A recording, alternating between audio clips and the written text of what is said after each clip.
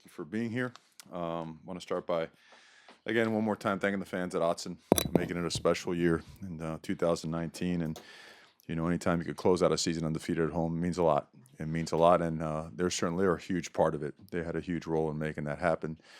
Grateful for them, and looking forward to seeing them, a bunch of them, this Friday in Santa Clara. That being said, very proud of our players. They've earned the opportunity that they have on Friday to have the opportunity to play for a Pac-12 championship against an excellent football team. Our guys are excited for the challenge and the opportunity. Real good practice today. In terms of injuries and personnel, Jake Hansen has been full go, is practicing and will play. Linebacker Drew Mathis is practicing full go and will play.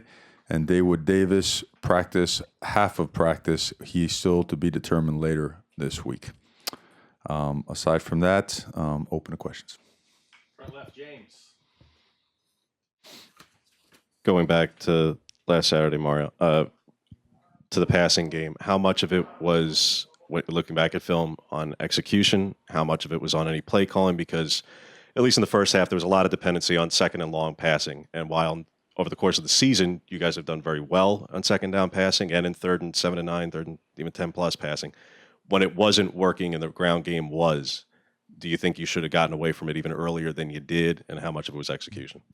Well, I think that when you have a quarterback like we do and you're running the ball effectively, you have to continue to try to take a shot. You have to continue to try to push the ball down the field.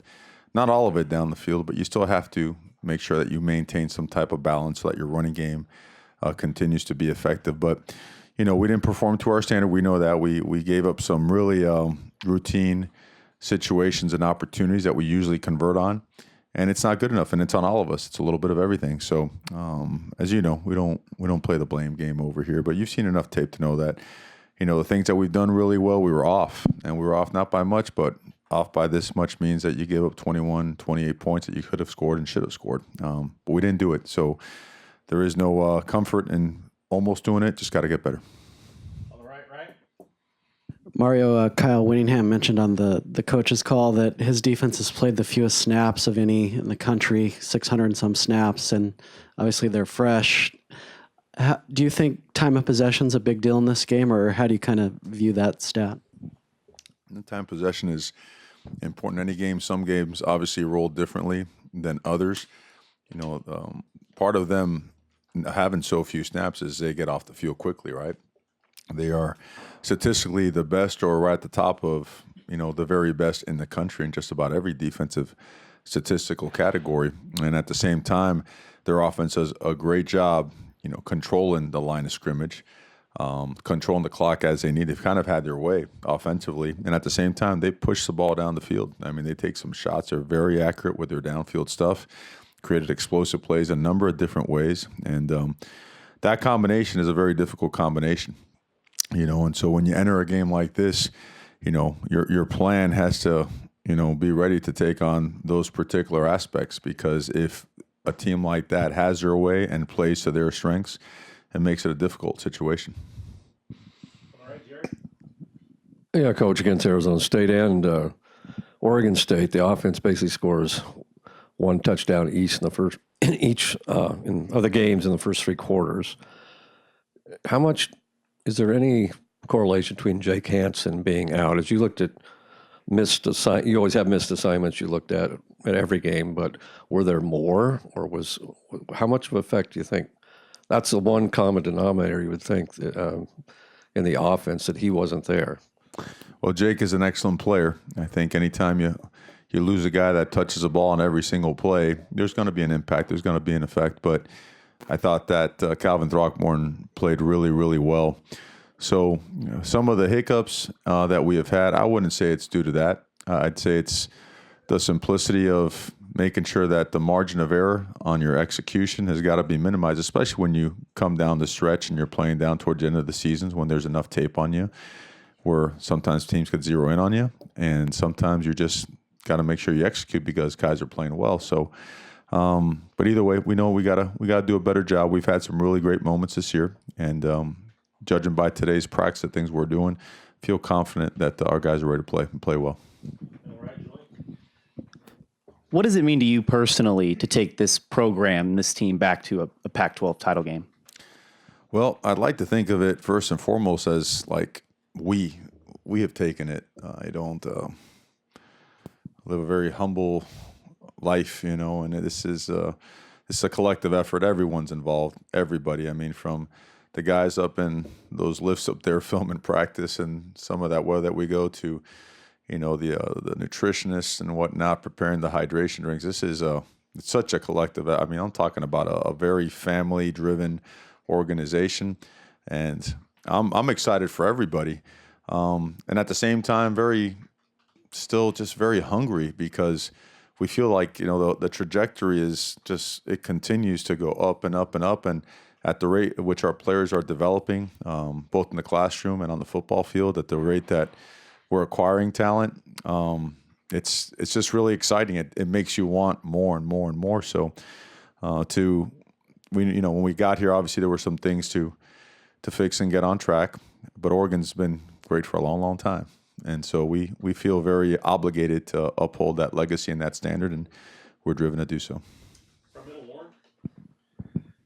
Coach, I'm curious, both teams have a short week this week, but how much stress does it put on you, your coaching staff, and the players to have a short week with such a huge game coming up on Friday?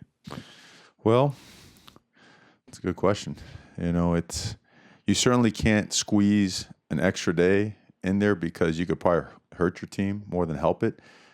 Just coming off a game and having to get back on there a day earlier at this point in the year, right? I mean, it's difficult enough as it is during the regular season, but as you get to this part of the year, if you have some guys banged up, 24 hours is a lot. It's a long period of time, and sometimes it's the difference between a guy being on the field or not. So you have to really, really plan it out thoroughly. I mean, think of every possible aspect as it affects the performance of the players, and with the goal being peaking on Friday. So you can't compromise work, but you can't overload it.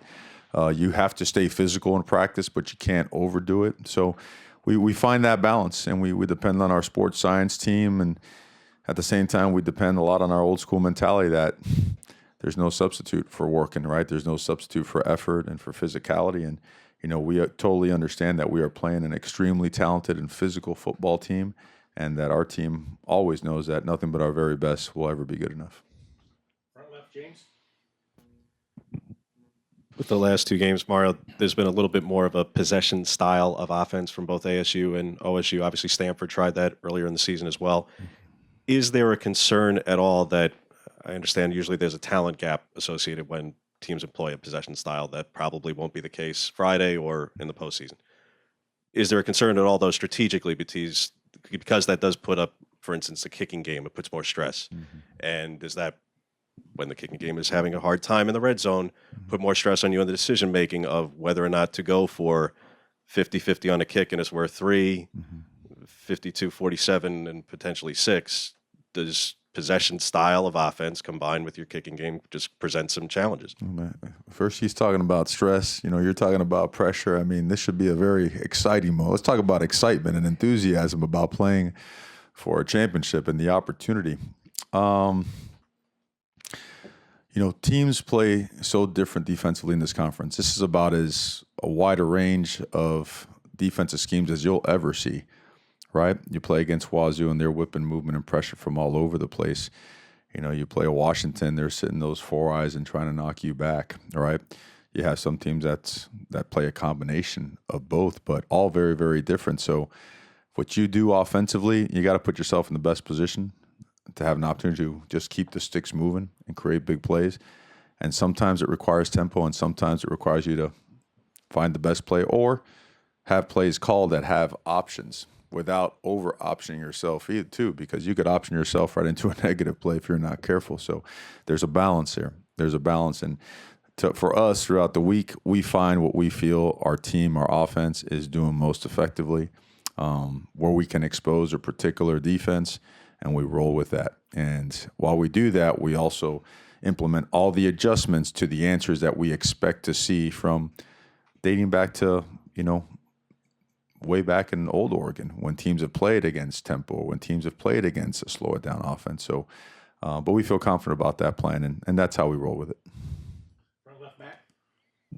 couple off-field questions. How do you handle the conference championship? You want to be here, but recruiting is also going on right now, and everyone else is out to go see guys. How do you handle that? How does that change your operation for this week? And then I guess, secondly, coaching also changes are happening, and some of your guys have been mentioned as candidates at other positions. How do you handle that as well, as you still have work to do and they're getting interest? Yeah, I think that the model, it's almost like the NFL model, right? The NFL model is designed so every team is 8-8, right? It's like if you have a really good record, your schedule gets harder and you draft later. But if your record isn't so well, it's designed to kind of create parity. And I think when a team goes to the championship, you lose that on the week of traveling and recruiting. You do. So that's difficult. Now, we had a lot of official visits throughout the course of the season and had a bunch this past weekend as well, knowing that we were going to have to jump right into preparation. So we managed it really well. You know, guys got in here and their families got in here on Thursday night, where they had Friday and Saturday here, and flew out early Sunday morning. So we were able to get right to work Saturday late evening and all day yesterday. So we felt like we haven't skipped a beat. Now, there are still some unofficial visitors in town, but that can't ever stop.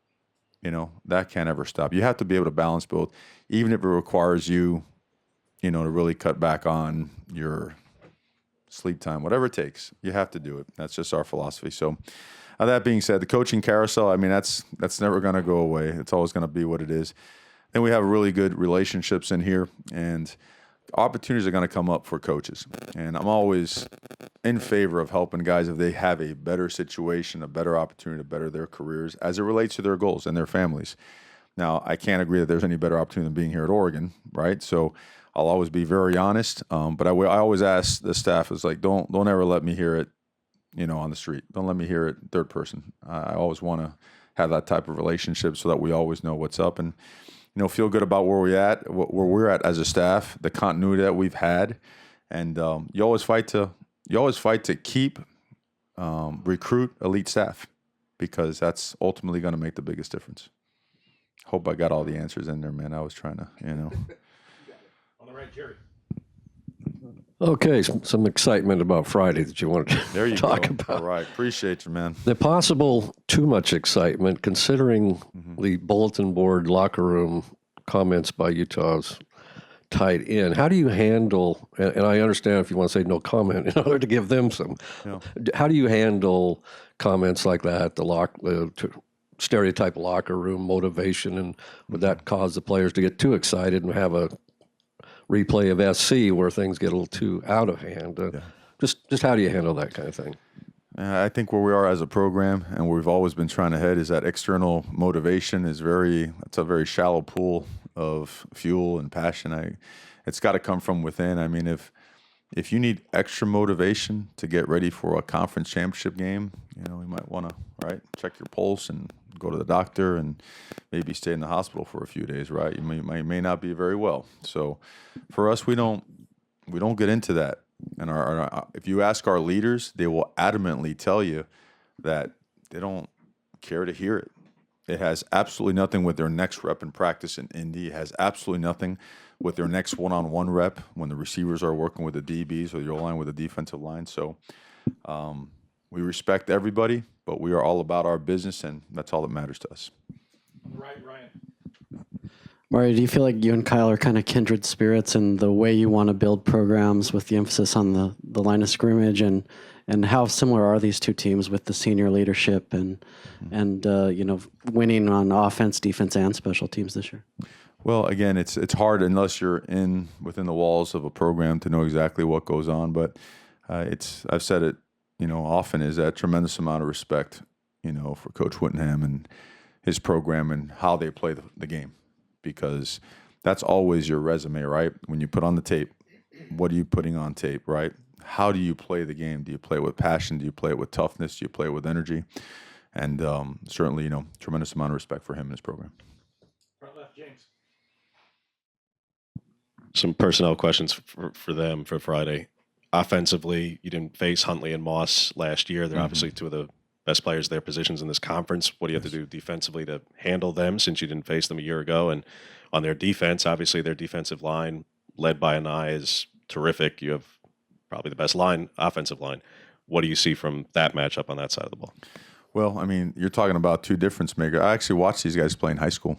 I was still at the other place in Tuscaloosa when those guys were at Hallandale High, and of course all three of the teammates, Simpkins as well. Those guys have been extraordinary players for a long, long time, and they've developed tremendously in their systems. So players like that, obviously, there's schematically, and then from an effort standpoint, you've got to be at your best, because if those guys are able to play their best games, they certainly have created a lot of problems for a lot of people. For us, we just feel that them as a defense overall, they're is the most talented defense that we have faced. They cover you, they bring pressure, they disguise pressure. They don't need to bring pressure at times. They've really done an excellent job controlling and dominating the line of scrimmage on the defensive side of the ball. I know they're number one in the country against the run, but every other statistic is 1, 2, 3, or 4. I mean, they're up there. So these are mature bodies. These are big guys, but that are explosive, that are very athletic and agile. They do a great job with their hands. They do a great job technically. Okay, that's what really stands out. They're coached really well, and they make it really tough. They make it really tough for people to get any push at the line of scrimmage. They make it very tough for quarterbacks to step up in the pocket. They create short edges. They do a great job. Right here, middle, Warren. Coach, Jake coming back is certainly going to add to your offense. Any more additional emphasis this week on offense, considering maybe the play that you had against Oregon State? I'm also curious, Herm Edwards released 3 of his coaches, his offensive coaches. I'm paraphrasing him, but he said, college football, you need to score 30 points now, not 20, but 30 points.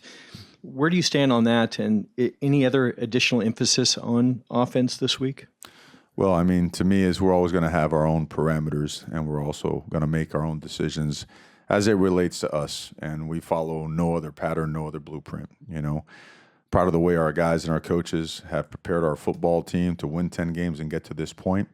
And every single week, we emphasize offense, defense, and special teams, and playing as a team to the maximum. Because at the end of the day, the goal is you must find a way to win the game. And we have found a way to win in numerous ways. And that's what it takes sometimes at this time of year. So, but in terms of emphasis, every single week, every single day, right? Optimum, nothing but our very best. On the left, Matt. You mentioned how sometimes they don't need to bring pressure to get pressure on an opposing quarterback. How important is it for your offensive line to protect Herbert, but then at the same time run the ball well, so they have to bring pressure to either stop the run or stop the pass to open up some one-on-one situations? Oh, without a doubt. I mean, play up front on both sides too. I can't say enough great things about their offensive line.